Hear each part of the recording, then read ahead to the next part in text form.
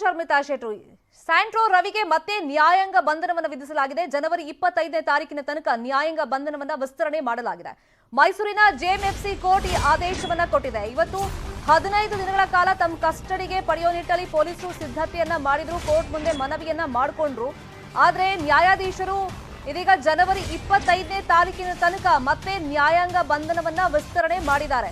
ಅತ್ಯಾಚಾರ, ಜಾತಿ ನಿಂದನೆ, ವಂಚನೆ ಆರೋಪ ಇದೆ. ವರ್ಗಾವಣೆ ಸಂಬಂಧ ಯಾವುದೇ ಸಾಕ್ಷ್ಯಾಧಾರಗಳು ಇಲ್ಲ ಅಂತ ಹೇಳಿ ಕೋರ್ಟ್ ಅಲ್ಲಿ ಸ್ಯಾಂಟ್ರೋ ರವಿ ಪರ ವಕೀಲರು ವಾದವನ್ನ ಮಂಡನೆ ಮಾಡಿದ್ರು. ಇನ್ನು ಸ್ಯಾಂಟ್ರೋ ರವಿಗೆ ಬೆದರಿಕೆ ಇದೆ ಅಂತಾನೂ ಕೂಡ ಸ್ಯಾಂಟ್ರೋ ರವಿ ಪರ ವಕೀಲ ಹೇಳ್ಕೊಂಡಿದ್ರು. ಹಾಗಾಗಿ ರವಿ ಪರ ವಕೀಲರ ಮನವಿಯನ್ನ ಪುರಸ್ಕರಿಸಿದೆ ನ್ಯಾಯಾಲಯ. ಬೇಕಿದ್ರೆ 18ನೇ ತಾರೀಕು ತಕರಾರು ಅರ್ಜಿ ಸಲ್ಲಿಕೆಗೆ ಈಗ ಕೋರ್ಟ್ ಸೂಚನೆಯನ್ನ ಕೊಟ್ಟಿದೆ. ಇನ್ನು ಸರ್ಕಾರಿ ಪರ ವಕೀಲರು ಮನವಿಯನ್ನ ಕೋರ್ಟ್ ಮುಂದೆ ಮಾಡಿಕೊಂಡಿದ್ದು, ಸಿಐಡಿಗೆ ಈ ಕೇಸನ್ನ ವರ್ಗಾವಣೆ ಮಾಡಬೇಕು ಅಂತ. ಸಿಐಡಿಗೆ ಕೊಡೋದು ಬಿಡೋದು ಸರ್ಕಾರದ ನಿರ್ಧಾರ, ಇದರಲ್ಲಿ ನಾನು ಮಧ್ಯಪ್ರವೇಶ ಮಾಡಲ್ಲ ಅಂತ ಹೇಳಿ ನ್ಯಾಯಾಧೀಶರು ಅಂದ್ರೆ ಕೋರ್ಟ್ ಹೇಳಿದೆ. ಮೈಸೂರಿನ ಜೆಎಂಎಫ್ಸಿ ಕೋರ್ಟ್ ಈ ಆದೇಶವನ್ನ ಕೊಟ್ಟಿರೋದು.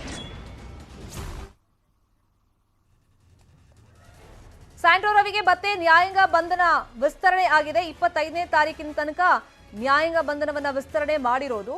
ಈಗ ಅತ್ಯಾಚಾರ, ಜಾತಿ ನಿಂದನೆ ಜೊತೆಗೆ ವಂಚನೆ ಆರೋಪ ಇಲ್ಲ ಇದೆ, ಆದ್ರೆ ಇದಕ್ಕೆ ಯಾವುದೇ ಸಾಕ್ಷ್ಯಾಧಾರಗಳು ಇಲ್ಲ.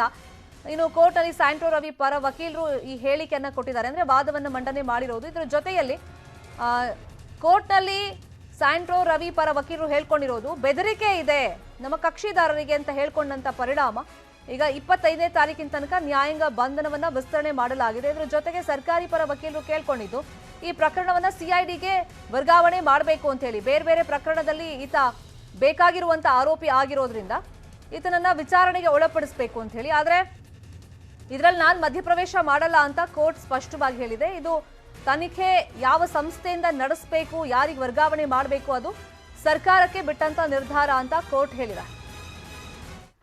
ಇನ್ನು ಮೈಸೂರು ಕಾರಾಗೃಹದ ಅಧೀಕ್ಷಕ ಬೆಂಗಳೂರಿಗೆ ಟ್ರಾನ್ಸ್ಫರ್ ಆಗಿದ್ದಾರೆ. ಬೆಂಗಳೂರಿಗೆ ವರ್ಗಾವಣೆ ಮಾಡಿ ರಾಜ್ಯ ಸರ್ಕಾರ ಆದೇಶವನ್ನ ಹೊರಡಿಸಿದೆ. ಮೈಸೂರು ಕಾರಾಗೃಹದ ಅಧೀಕ್ಷಕ ಮಹೇಶ್ ವರ್ಗಾವಣೆ ಆಗಿದ್ದಾರೆ.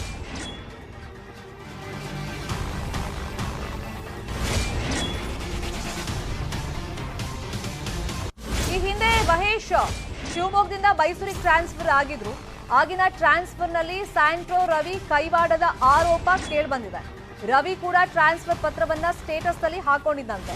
ರವಿ ಜೈಲಿಗೆ ಹೋದಾಗ ಕರ್ತವ್ಯಕ್ಕೆ ಗೈರಾಗಿದ್ರು ಮಹೇಶ್. ಹೀಗಾಗಿ ಮಹೇಶ್ನ ಬೆಂಗಳೂರು ಜೈಲಿಗೆ ತಾತ್ಕಾಲಿಕವಾಗಿ ವರ್ಗಾವಣೆ ಮಾಡಲಾಗಿದೆ. ಇವತ್ತು ಬೆಂಗಳೂರಲ್ಲಿ ಕರ್ತವ್ಯಕ್ಕೆ ಮಹೇಶ್ ಅವರು ಹಾಜರಾಗ್ತಾರೆ ಅನ್ನೋ ಇನ್ಫಾರ್ಮೇಶನ್ ಲಭ್ಯವಾಗಿದೆ. ಈಗ ಸ್ಯಾಂಟ್ರೋ ರವಿ ಜೈಲು ಸೇರ್ತಾ ಇದ್ದಂತೆ ಕಾರಾಗೃಹ ಅಧೀಕ್ಷಕ ಮಹೇಶ್ ಎಸ್ ಜಿಗಣಿ ಅವರು ಗೈರಾಗಿದ್ರು. ಮಹೇಶ್ ವರ್ಗಾವಣೆಯಲ್ಲಿ ಸ್ಯಾಂಟ್ರೋ ರವಿ ಕೈವಾಡ ಇದೆ ಅನ್ನೋ ಆರೋಪ ಕೇಳಿಬಂದಿತ್ತು. ಈ ಹಿಂದೆ ಶಿವಮೊಗ್ಗದಲ್ಲಿ ಅವರು ಕರ್ತವ್ಯದಲ್ಲಿದ್ರು. ಶಿವಮೊಗ್ಗದಿಂದ ಮೈಸೂರಿಗೆ ವರ್ಗಾವಣೆ ಆದಂತ ಟೈಮ್ನಲ್ಲಿ ಸ್ಯಾಂಟ್ರೋ ರವಿನೇ ಅದನ್ನ ಮಾಡಿಸಿದ್ದು ಅಂತ ಹೇಳಲಾಗ್ತಾ ಇದೆ. ಜೊತೆಗೆ ಆ ಟ್ರಾನ್ಸ್ಫರ್ ಪತ್ರವನ್ನ ಸ್ಟೇಟಸ್ಗೂ ಕೂಡ ಸ್ಯಾಂಟ್ರೋ ರವಿ ಹಾಕೊಂಡಿದ್ದಂತೆ. ಇದೇ ವಿಚಾರವಾಗಿ ಮತ್ತಷ್ಟು ಮಾಹಿತಿಯನ್ನು ಕೊಡೋದಕ್ಕೆ ನೇರ ಸಂಪರ್ಕದಲ್ಲಿ ಜಾಯಿನ್ ಆಗಿದ್ದಾರೆ ನಮ್ಮ ರಿಪೋರ್ಟರ್ ಮಂಜು ಆರ್ಯ. ಮಂಜು ಆರ್ಯ, ಕಸ್ಟಡಿಗೆ ಪಡ್ಕೊಳ್ಬೇಕು, ವಿಚಾರಣೆ ಮಾಡಬೇಕು, ಸ್ಥಳ ಮಹಜರು ಮಾಡಬೇಕು, ಆತನ ಎರಡನೇ ಪತ್ನಿ ಕೊಟ್ಟಂತ ದೂರಿನ ಆಧಾರದ ಮೇಲೆ ಅಂತ ಪೊಲೀಸರು ತಯಾರಿ ಮಾಡ್ಕೊಂಡಿದ್ರು. ಈಗ ಯಾವ್ಯಾವ ಆಧಾರದ ಮೇಲೆ ಕೋರ್ಟ್ ನ್ಯಾಯಾಂಗ ಬಂಧನವನ್ನ ವಿಸ್ತರಣೆ ಮಾಡಿದೆ? ಮತ್ತೊಂದು, ಈ ಅಧಿಕಾರಿ ಮಹೇಶ್ ಅವರ ಟ್ರಾನ್ಸ್ಫರ್ ಬಗ್ಗೆ ಒಂದಿಷ್ಟು ಗೊಂದಲಗಳಿದೆ, ಅಂದ್ರೆ ಆರೋಪಗಳು ಸ್ಯಾಂಟ್ರೋ ರವಿ ಮೇಲೆ ಕೇಳಿ ಬಂದಿದೆಯಲ್ಲ, ಅದೇನೇನು?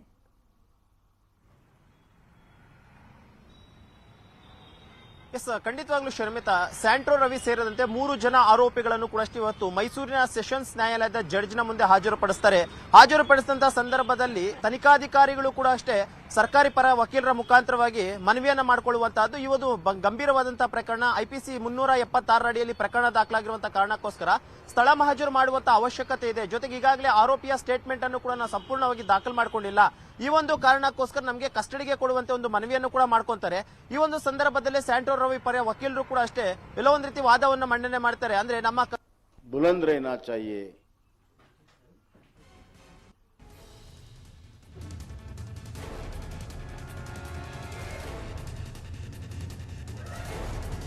ಮತ್ತಷ್ಟು ಮಾಹಿತಿಯನ್ನ ನಮ್ಮ ರಿಪೋರ್ಟರ್ ಮಂಜು ಆರ್ಯವರಿಂದ ಪಡ್ಕೊಳ್ಳೋಣ. ಈಗ ಸ್ಯಾಂಟ್ರೋ ರವಿ ಪರ ವಕೀಲರು ಕೇಳಿದ್ದು, ನಮ್ಮ ಕಕ್ಷಿದಾರರಿಗೆ ಜೀವ ಬೆದರಿಕೆ ಇದೆ, ಸೊ ಹಾಗಾಗಿ ಅವ್ರಿಗೆ ರಕ್ಷಣೆನೂ ಬೇಕಾಗುತ್ತೆ ಅಂತ ಕೇಳಿದ್ರು. ಹಾಗಾಗಿ ಈಗ 25ನೇ ತಾರೀಕಿನ ತನಕ ನ್ಯಾಯಾಂಗ ಬಂಧನವನ್ನ ವಿಸ್ತರಣೆ ಮಾಡಲಾಗಿದೆ. ಇನ್ನು 18ನೇ ತಾರೀಕು ಬೇಕಿದ್ರೆ ನೀವು ತಕರಾರು ಅರ್ಜಿ ಸಲ್ಲಿಕೆ ಮಾಡಿಕೊಳ್ಳಬಹುದು ಅಂತ ಹೇಳಿ ಸೂಚನೆಯನ್ನ ಕೊಟ್ಟಿದೆ. ರವಿ ಪರ ವಕೀಲರ ಮನವಿಯನ್ನ ಪುರಸ್ಕರಿಸಿದೆ ಕೋರ್ಟ್.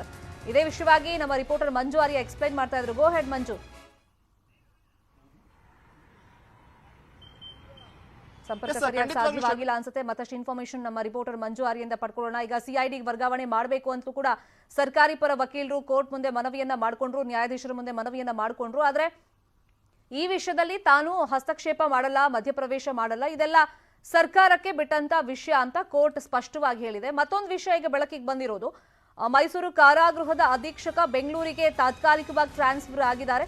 ಈ ಹಿಂದೆ ಶಿವಮೊಗ್ಗದಿಂದ ಮೈಸೂರಿಗೆ ಟ್ರಾನ್ಸ್ಫರ್ ಆಗಿದ್ರು ಮಹೇಶ್ ಅನ್ನೋ ವ್ಯಕ್ತಿ, ಮಹೇಶ್ ಎಸ್ ಜಿಗಣಿ ಅನ್ನೋರು. ಆದ್ರೆ ಸ್ಯಾಂಟ್ರೋ ರವಿ ಯಾವಾಗ ಜೈಲ್ ಸೇರ್ತಾ ಇದ್ದಂತೆ ಈ ಮಹೇಶ್ ಕರ್ತವ್ಯಕ್ಕೆ ಗೈರಾಗಿದ್ರು.